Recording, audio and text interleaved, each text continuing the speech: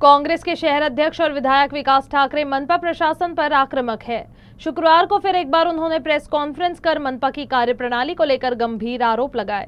ठाकरे ने बताया कि उन्होंने प्रशासक के राज में मनपा के कामकाज और भ्रष्टाचार से जुड़े मामलों की जांच के लिए सीएम को पत्र लिखा और एक सघन जांच की मांग की। मी राज्याच्या मुख्यमंत्र्यांनाच काल एक पत्र पाठवलं आणि अभिजितजी चौधरी यांच्या कार्यकाळात 27 महिन्यामध्ये जे जे काही मॅप सँक्शन झाले ते मॅप नियमित होते का याच्यासाठी एक चौकशी समिती सरकारने स्थापन करावी आणि या प्रशासकाच्या कार्यकाळातल्या सगळ्या कामाची चौकशी व्हावी। त्यामध्ये ह्या सुद्धा कामाचा समावेश व्हावा।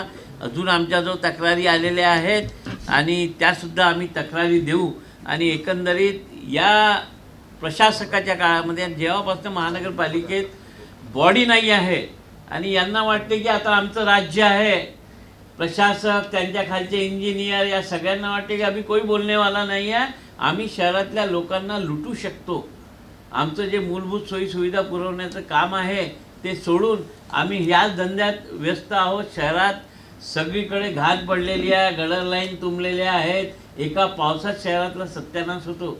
परंतु यांचं लक्ष कुठून लक्ष्मी दर्शन होते त्याच्याकडे लागले आणि हे मोठमोठ्या कामात हे लिप्त आहेत आणि म्हणून प्रशासक ज्या दिवसापासून आला त्या दिवसापासून बांधकाम एडीटीपी विभागामध्ये किती मोठे नकाशे सँक्शन झाले, फायरच्या एनओसी किती लोकांना दिल्या गेल्या, टेंडरची प्रक्रिया बरोबर झाली की नाही, या सगळ्या प्रकरणाची चौकशी करावी। जशी त्या काळात 2002 मध्ये जेव्हा टी चंद्रशेखर होते त्यांच्या काळात नंदलाल कमिटी आली होती आणि चौकशी झाली होती ना, तर तशीच नंदलाल कमिटी एखादी यावी आणि या प्रशासकांनी केलेल्या 27 महिन्यातल्या कार्याचा जर चौकशी झाली तर मला वाटते की नागपुरातल्या जनतेला न्याय मिळेल।